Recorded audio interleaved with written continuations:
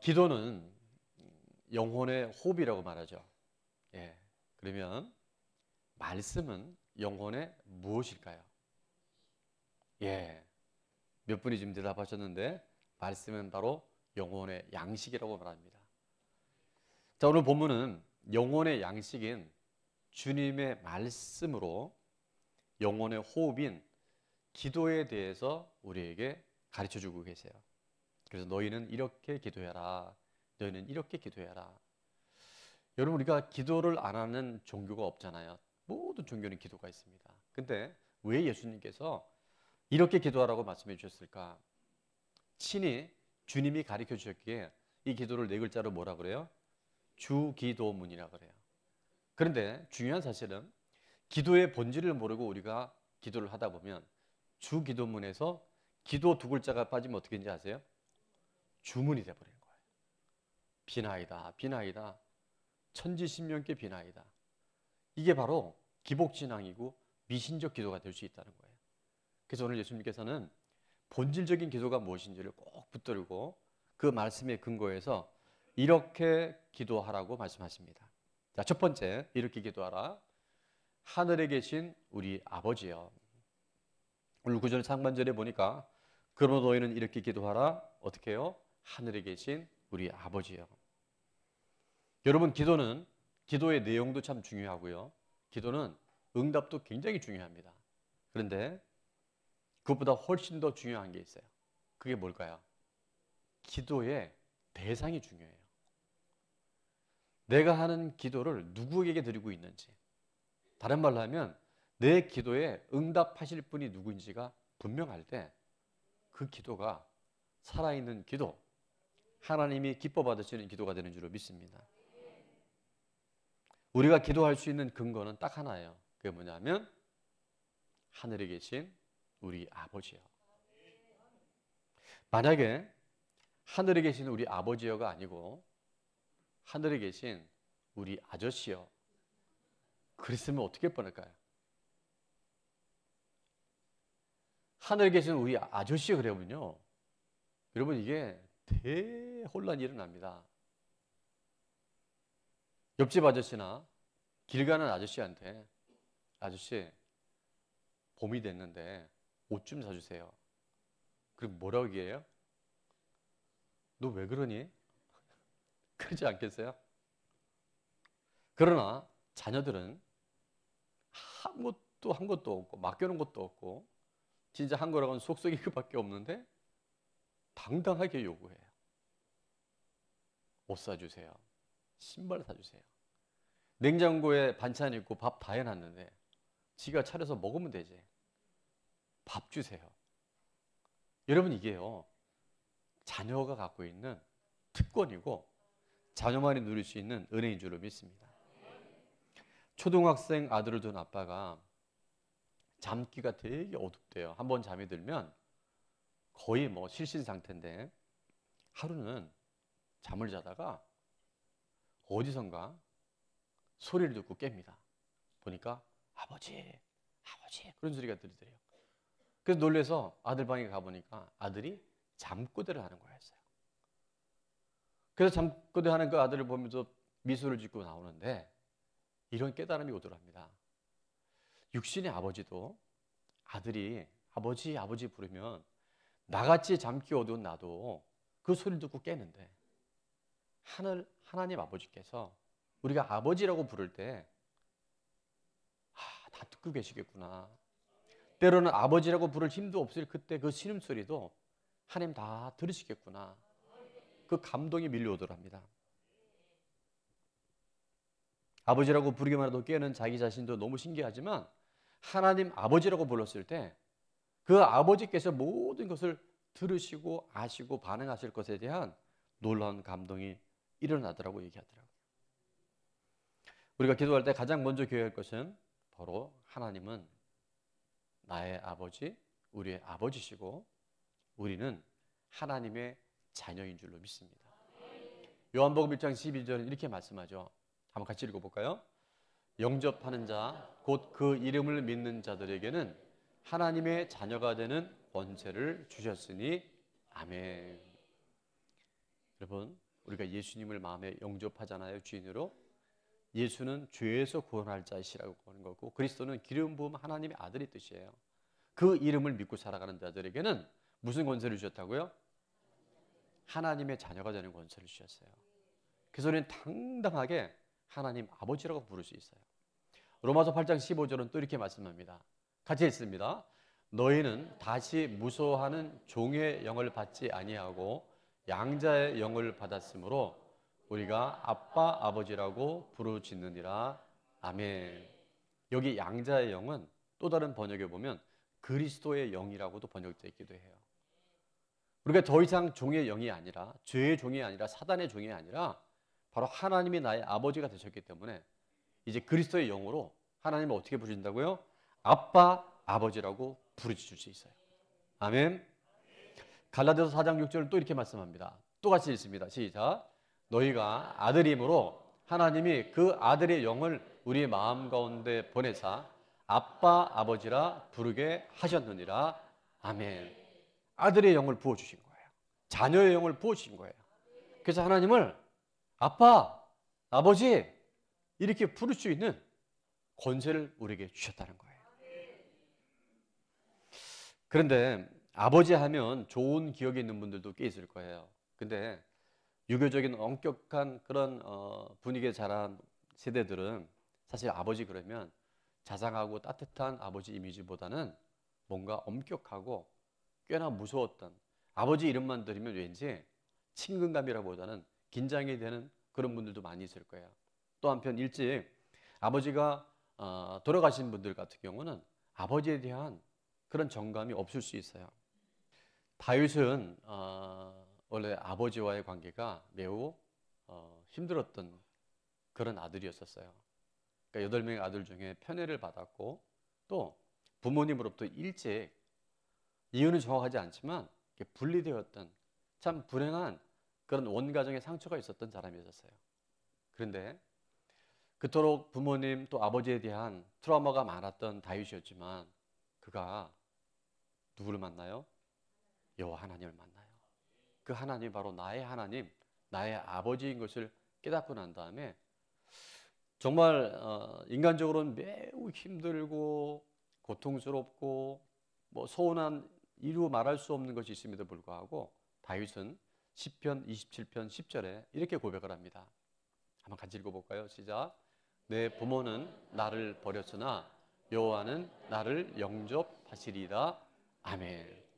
내 부모는 나를 학대하고 나를 그토록 유기시키고 버렸지만 내 하나님 아버지는 나를 언제나 맞아주시고 나를 영접하시리로다.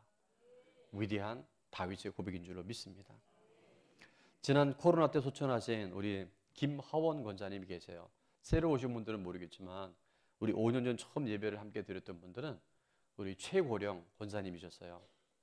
제가 예상했던 게 맞더라고요. 1924년생. 그러니까 우리나라 나이로 101살이신 거예요. 이 권사님이 평양에서 오셨는데 얼마나 믿음이 좋으신지 제가 알기엔 98세, 97세쯤에 부활절에요. 100세가 된 할머니 권사님이 아니 세상에 그 희길 있는 구두를 신고 오신 거예요. 깜짝 놀라서 권사님 아니 지금 보행도 불편하실 텐데 어떻게 이렇게 하시니? 오늘 부활절이잖아요.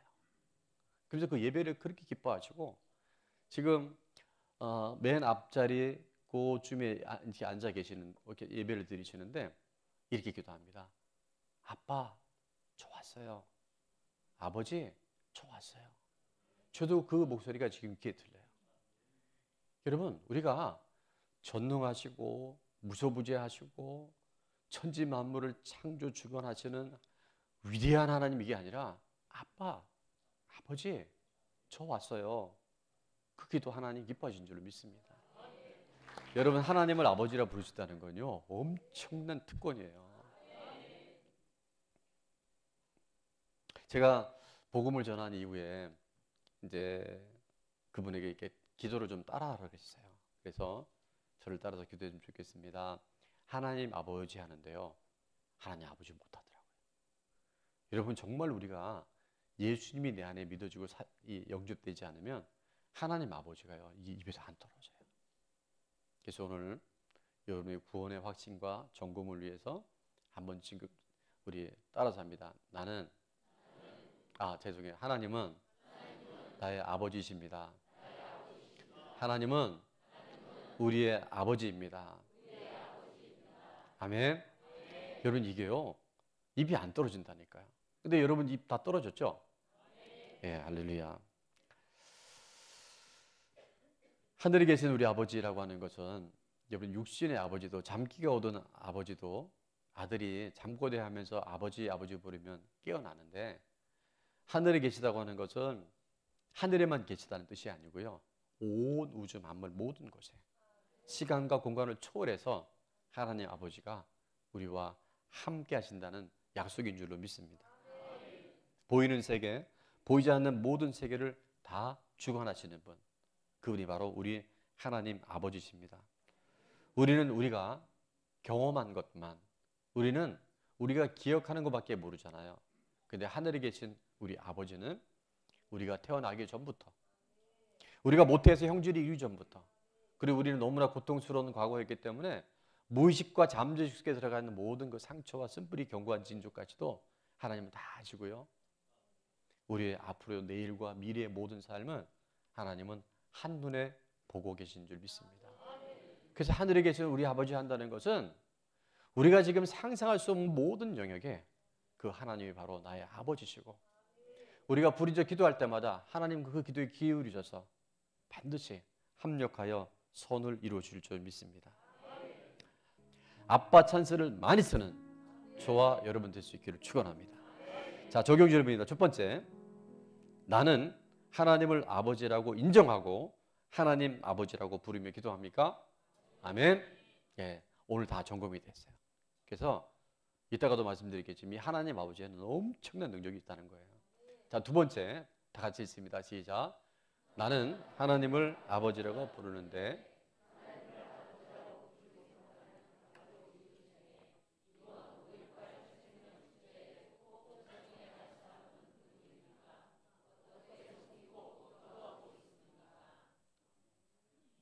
이럴 줄 알았죠.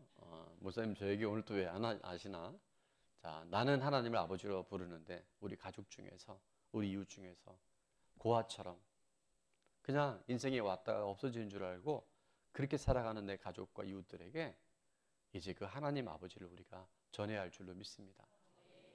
그래서 여러분 그 한 영혼을 놓고 우리가 기도할 때 영적 준적이 많아요, 생각보다. 그리고 그분이 이번에 꼭 오리라는 보장도 없어요. 근데 하나님은 우리 기도와 우리의 그 섬김과 우리가 그 때는 땜을 통해서 반드시 하나님 역사하십니다. 기도하십시오. 여러분 꼭 기도하세요. 그 영혼을 위해서 여러분 기도하세요. 그러면 성령님께서, 하나님께서 친히 신방해 주시고 삶 가운데 간섭해 주셔서 하나님께서 불러주실 줄로 믿습니다. 자, 두 번째, 이렇게 기도하라. 두 번째는 이름이 거룩히 여김을 받으시오며. 자, 9절 하반절에 보니까 그러므로 너희는 이렇게 기도하라. 하늘에 계신 우리 아버지여. 그 다음에 어떻게 기도하라고요? 이름이 거룩히 여김을 받으시오며. 여러분, 하나님은 하나님 자체가 거룩하신 분이에요. 그죠? 우리가 뭘 한들 안 한들 하나님 자체가 존귀하신 분이고 거룩하신 분이에요. 근데 하나님의 이름이 거룩히 여김을 받는다는 것은 이렇게 비유를 둘 수 있어요. 우리가 성장할 때 이제 이런 경우가 많았을 겁니다. 학창 시절에 아주 모범적이고 꼭은 아니지만 공부도 잘하고 모든 일에 반듯한 자녀를 둔 부모님은 어디를 가면 어떻게 얘기를 해요? 거꾸로 얘기하고 싶은데 겉으로는 얘기하고 싶지 않아요. 속색이고 사고치고 그러면 아이고 누구누구 아빠래, 누구누구 엄마래, 이런 일은 우리 좋은 엄마에게는 없는 줄 믿습니다. 여러분, 지금 세계적인 우리나라 축구선수 월드클래스 월클이 있어요. 누구예요? 손흥민. 이름도 잘 줬어요. 근데 그 아버지 이름이 손웅정 집사님이더라고요. 참 믿음이 좋은 분이에요. 이분이 아주 철저하게 신앙교육을 다 시키고 인격교육을 시키는데, 손웅정 집사님은 똑같은 손웅정 집사님이에요. 그냥 코치 역할을 할 뿐인데 누가 아들이 축구를 잘하니까 이분이 말이야 손흥정 아니 미안해 손흥민 축구 선수의 아버지래. 무슨 얘기인지 아시겠어요? 오늘 자녀된 우리들이 어떤 삶을 사냐에 따라서 하나님의 이름이 거룩히 여김을 받으시고 높임을 받으시고 존귀함을 받게 되는 줄로 믿습니다. 1924년도 제8회 파리 올림픽 400m 결선에서 정말 있을 수 없는 일이 일어납니다. 이것이 영화로도 제작이 되어져서 보신 분들 많을 텐데 에릭 리들이라고 하는 육상 선수의 불의 전차라고 하는 영화예요. 혹시 못 보신 분들은 가족들과 함께 이 영화를 되게 보시면 너무나 감동적이고 메시지가 있습니다. 자, 에릭 리들의 원래 주 종목은 100m였었어요. 그래서 강력한 우승 후보였던 에릭 리들이 이제 영국에서 프랑스로 출전하기 위해서 갑니다. 근데 경기 일정표가 발표가 됐는데 100m 예선 경기가 주일날 치러진다고 하는 발표를 보게 돼요. 에릭은 선교사님의 자녀로 태어나서 어릴 때부터 철저하게 예배 중심, 하나님 중심의 그런 구별된 삶을 훈련으로 받고 또 그렇게 살았어요. 늘 그는 하나님 기뻐하시는 일, 예배가 우선순위가 분명한 그런 삶을 살았는데 안타깝게도 100m 예선이 주일날 잡혀지니까 그가 고민도 하지 않습니다. 그리고 그는 이렇게 얘기를 했어요. 화면에 뜹니다. 같이 읽어볼까요? 시작. 주일에는 안 뜁니다. 자, 그는 주일날 경기에 참여하지 않겠다는 거예요. 자, 100m 출전을 포기했던 에릭 리드를 신문사나 사람들은 엄청나게 비난을 해요. 어떻게 비난했나 봤더니 한번 같이 읽어볼게요. 시작.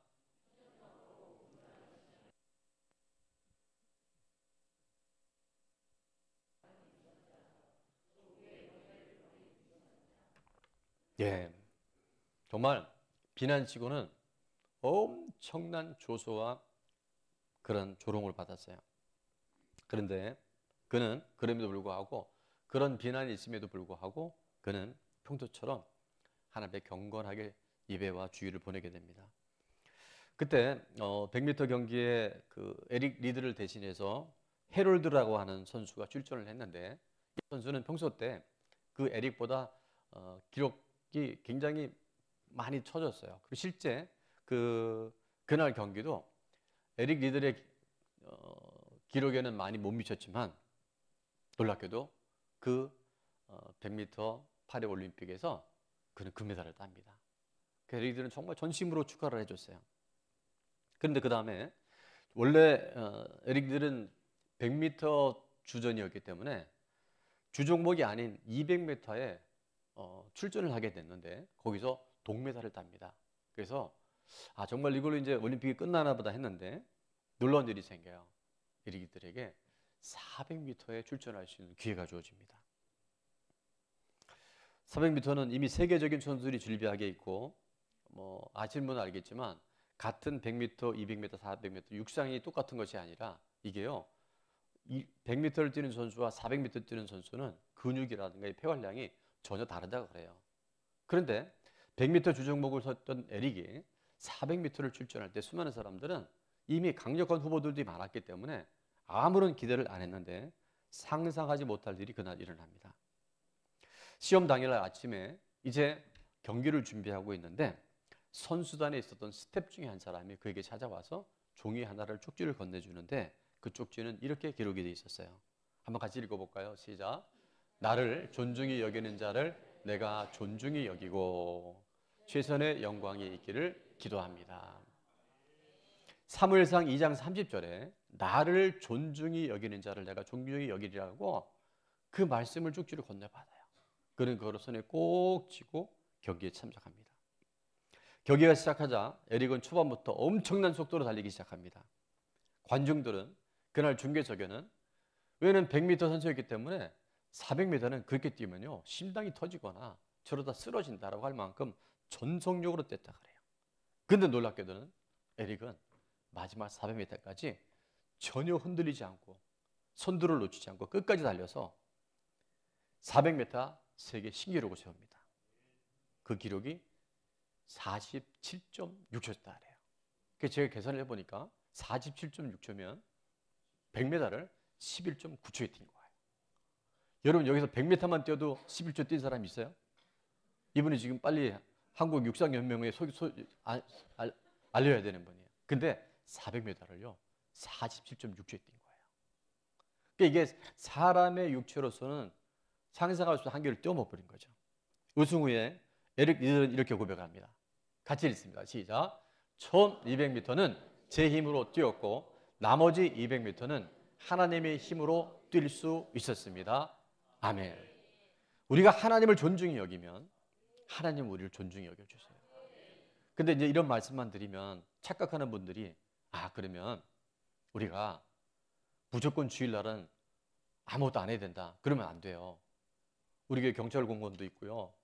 또 우리 소방 공무원들, 또 의료진들, 또 우리 이종률 집사님 같은 거 한전에 근무하는데 전기 다 일하는 분들이 있어야 돼요. 그러니까 그런 걸 하지 말라는 게 아니고 삶의 우선순위가 분명해야 된다는 거예요. 뭔 얘기인지 아시겠죠? 또 하나는 내가 주의를 지켰더니 하나님 이런 복을 주셨다. 이것도 기복이 되는 거예요. 그게 아니라 나는 오늘 하나님 앞에 경건한 삶, 하나님의 이름을 존귀히 여기는 삶을 살아가면 결과는 하나님께서 알아서 하시는 거예요. 400m 신기록을 세웠기 때문에 금메달 땄기 때문이 아니라 하나님은 그런 사람을 반드시 기억하시고 그 사람을 통해 영광 받으신 줄로 믿습니다. 레위기에는 부담스러운 말씀이 있어요. 레위기 11장 45절에 보면 내가 거룩하니 너희도 거룩할지니라. 하나님이 거룩하니까 우리도 거룩하라고 말씀하세요. 예. 저는 아멘이 잘 안 되는 게 하나님 거룩한 것까지는 인정이 되는데 또 다른 성경에 보면 내가 완전하니 너희도 완전하라. 기죽지 않아요? 뭔가 답답하지 않아요? 그런데 하나님은 이 말씀을 주실 때 우리에게 분명한 해결, 길을 예비해 주신 줄 믿습니다. 20장 7절에 보니까 너희는 스스로 깨끗하게 하여 거룩할지어다. 나는 너희의 하나님 여호와이니라 말씀하시고 자 8절은 같이 봅니다. 시작. 너희는 내 규례를 지켜 행하라. 나는 너희를 거룩하게 하는 여호와이니라. 아멘. 우리가 거룩한 게 아니에요. 우리가 거룩해 주시는 게 아니에요. 하나님이 우리를 거룩하게 해 주실 때 우리는 거룩한 삶을 살아가게 되는 줄 믿습니다. 내가 거룩해야지. 내가 하나님 이름을 존귀히 여겨야지. 그게 아니라 하나님이 내 안에 계실 때 성령님이 내 안에 역사하실 때 우리는 내가 할 수 없는 그 영역을 내가 비록 금메달을 포기한다 할지라도 하나님 기뻐하신 일이라면 내려놓을 수 있는 것, 그것이 바로 하나님이 하시는 역사인 줄로 믿습니다. 21장 8절에도 보면 이렇게 말씀합니다. 너는 그를 거룩히 여기라. 그 다음 같이 읽을까요? 너희를 거룩하게 하는 나 여호와는 거룩함이니라. 아멘. 그 하나님 아버지가 그 하나님을 신뢰하고 믿는 우리를 거룩한 삶으로 인도하신 줄 믿습니다. 사무엘상 2장 30절 나를 존귀히 여기는 자를 내가 존중히 여기고. 자, 그래서 제가 이렇게 한번 적어봤어요. 같이 한번 읽어보겠습니다. 시작. 우리가 하나님을 존중히 여길 때 하나님은 우리를 존중히 여겨주십니다. 우리가 낮아질 때 하나님은 우리를 높여주십니다. 아멘. 이것이 바로 인격적인 하나님과의 관계인 줄로 믿습니다. 자, 적용 질문. 하나님의 이름이 거룩히 여김을 받기 위해 내가 실천해야 할 것은 무엇입니까? 두 번째 질문입니다. 하나님의 이름이, 한번 같이 읽어볼게요. 시작. 하나님의 이름이 거룩히 여김 받기 위해 내가 멀리해야 할 것은 무엇입니까? 우리 기초 양육반에 순종책을 8주 동안 했는데 그 가운데 모든 분들의 간증이 정말 드라마틱합니다. 근데 그 한 분 중에 지금 이 자리에 예배드리고 있는 우리 혼수를 좀 하셨던 것 같아요. 근데 우리 순종만 시작하고 한 중간을 지나면서 급박한 일이 생겼어요. 뭐냐면 그냥 코피가 터진 줄 알았는데 코피가 터진 정도가 아니라 이 동맥이 파열이 돼서 피가 넘어가는데 병원에 가서도 종합병원에서도 손 쓸 수 없을 만큼의. 그래서 그날 전화가 연결이 돼 통화를 하는데 그날 그 전화 받으면서 곧 이게 임종이 올 수 있겠구나 하는 그런 제가 직관이 오더라고요. 그래서 그날 전화 받으면서 죽음의 영은 떠나갈지어다. 하나님 살려주시옵소서. 또 피는 멈춰질 듯 하고 또 우리 남성 중보팀에서 같이 기도 올리면서 그날 기적적으로 그 피가 멈춰서 나중에 병원에 갔더니 흔적 없이 치료하신 줄로 믿습니다. 근데 그 과정에 뭐 있었냐면 우리 표경영 형도님이 본인이 얘기가 더 재밌는데 제가 이거 옮기려니까 뭐 그대로는 안 되는데요. 혼술을 했다는 거 아니에요. 그래서 그때 결단을 합니다. 이제 내가 술 마시지 않으리라. 근데 우리가 뭘 결단하면 주변에 꼭 그런 또 유혹이 있잖아요. 그 같은 사무실에 있는 분들이 독립된 사업을 하는데 그 같은 공간을 쓰고 있는 분 중에 자꾸 그렇게 술 한잔 하자고, 술 한잔 할 수 있지 않냐고. 그래서 우리 표경영 성도님이 뭘 결단을 했냐면 오늘 하나님의 이름이 거룩히 여김 받기 위해서 본인이 딱 멀리할 거랬어요. 내가 앞으로 술 한 잔을 입에 대면 내가 벌금을 1,000만 원 내겠다. 1,000만 원 정도는 걸어야 돼. 그 10만 원, 뭐 30만 원 이거 그냥 내고 말지 이런다고. 술 때문에 우리가 지옥 가는 건 아니에요. 천국 못 가는 건 아니에요. 근데 정말 하나님 아버지가 내 아버지시고 그 이름이 거룩히 여김을 받는 사람은요 삶이 달라집니다. 내가 아니라 성령께서 내 안에 그런 감동을 주시고 변화의 은혜를 허락하실 줄 믿습니다. 자, 마지막 시간이 좀 갔지만 이렇게 기도하라는 뭐냐면 나라가 임하옵시며 10절입니다. 나라가 임하옵시며. 여러분 나라는 국가는 3요소로 구성되어 첫 번째는 뭐냐면 국민이 있어야 돼요. 두 번째는 주권이 있어야 돼요. 세 번째는 영토가 있어야 돼요.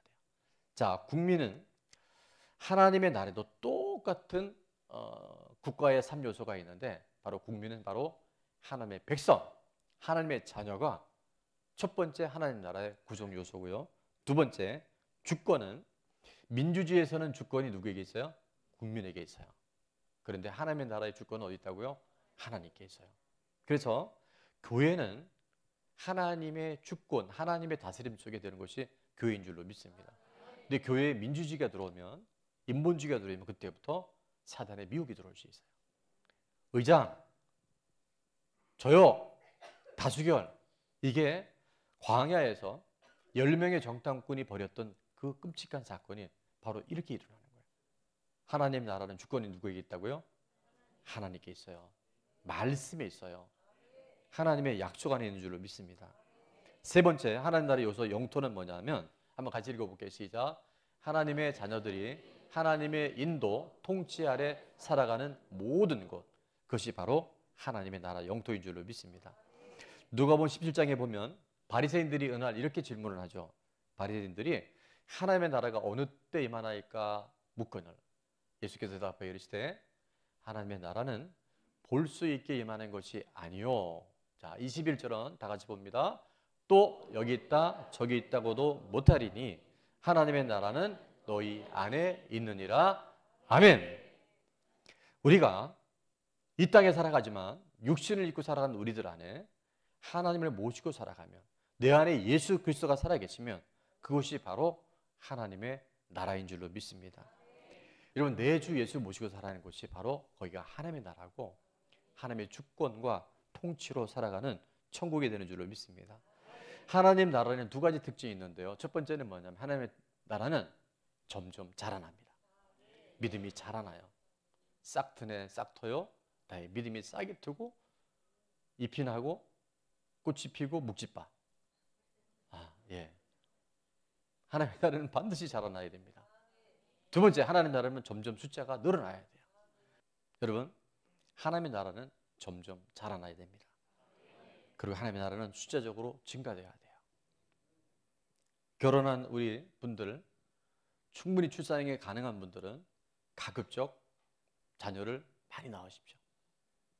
전도를 못하면 악이라도 낳으란 얘기가 있어요. 제가 이번 주에 한 목사님 만났는데 40대 중반인데요. 입양도 아니고 친히 낳았는데 5명을 낳았다 그러더라고요.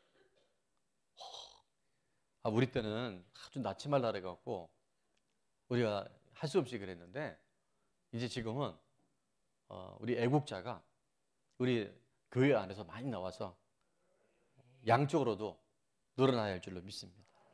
믿음도 자라나고 숫자도 늘어나고 우리 5.18 전도축제에 많은 분들이 예수님을 만나게 될 줄로 믿습니다. 내 삶 구석구석에 하나님의 다스림이 통치가 늘어나게 하여 주옵소서. 저를 통해 하나님의 나라가 전파되게 하여 주옵소서. 하나님의 나라가 점점 확장되게 하여 주시옵소서. 주님이 오실 나라를 잘 준비하는 우리 한 분 한 분 될 수 있기를 축원합니다. 심령에 천국이 임하게 하옵소서. 관계에 천국이 임하게 하옵소서. 환경을 다스리고 정복하여 천국이 임하게 하옵소서. 적용 질문입니다. 내 삶에 더욱 확대되어야 할 하나님의 나라는 어디입니까?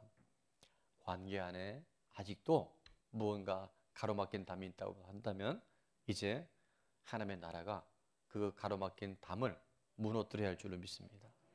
재정이나 물질의 압박을 받고 있는 분들에게도 하나님의 나라가 확장되어져서 물질로부터 재정으로부터 자유할 수 있기를 축원합니다.